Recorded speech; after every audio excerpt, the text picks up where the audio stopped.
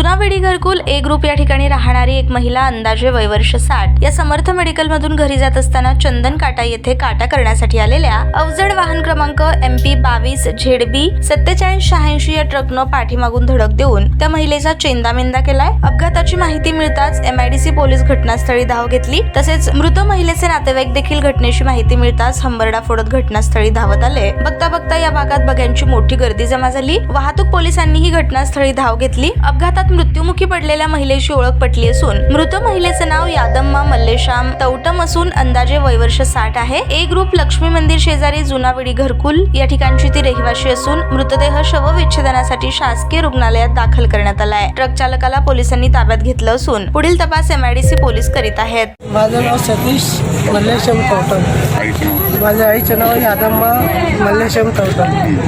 मी त्याचा मोठा मुलगा आहे आणि धाकटा भाऊ इथं राहते, भाऊपाशी राहते आहे। ते तर बाजारला चालले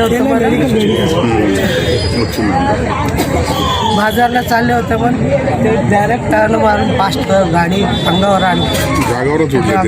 प्रशासनाकडे मागणी काय याबाबत?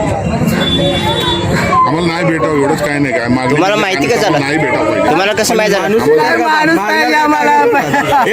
चावी घेतली पण गाडी चावी देणार नाही, गाडी अलावणार बी नाही इथं। गाडी कुठं ऍक्सिडेंट झाली तिथंच गाडी थांबवणार।